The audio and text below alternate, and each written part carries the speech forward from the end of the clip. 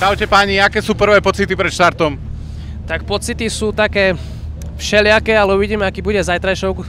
Pevne verím dušičke, že bude sucho, ale sucho nebude, takže budeme prezúvať na mokré a bude to pakáre, normálne brutál tam cez tie Liptovské Sliače, je také platné úseky sú, no bude to akože brutál. Budeme sa snažiť, ale zároveň sa zabaviť. O nič nám nejde. Posledný pretek sezóne, takže ideme si to užiť.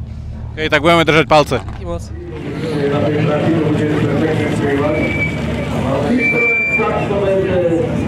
Veľmi obľúbený nástroj pre cigárov Jony Patrik a Jony Milan, kategória RP2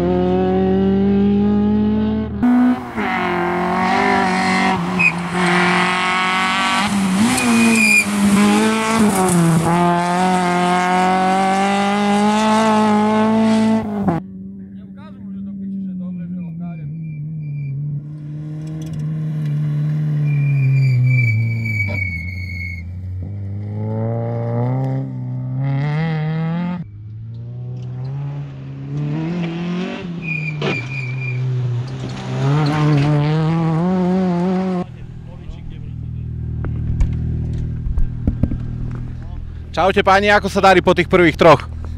No snažíme sa, akože čo sa to dá, ale na tých Sliačoch to je strašné blato, šmyka sa, ale ideme radšej pomaličky k ľude a chceme dojsť hlavne, takže... Ako to vyzerá na lúčkach?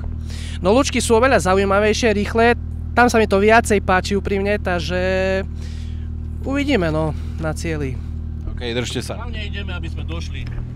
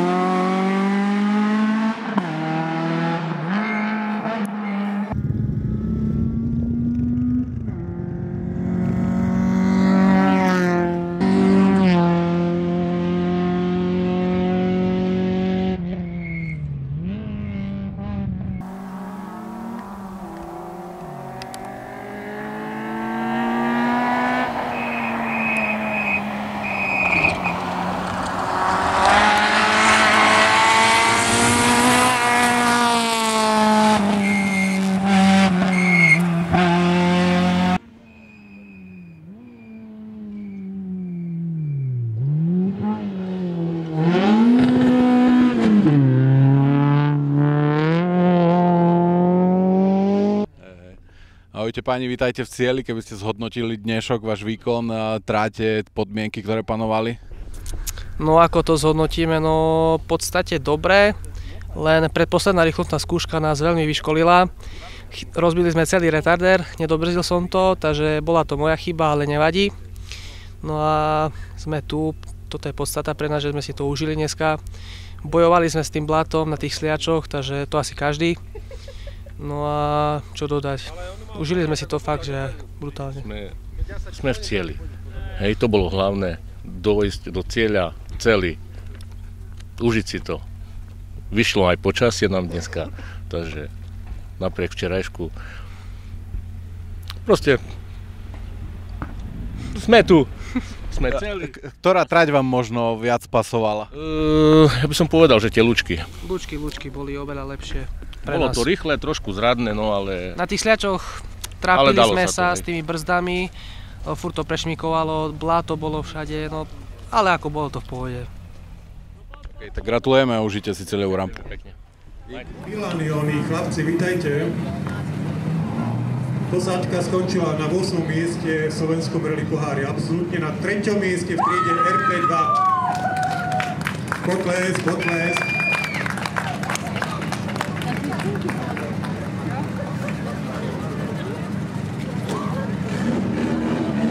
Patrik, ešte fotka pekná. Potles, ešte nás prosím, nech si chlapci užijú. A my sme...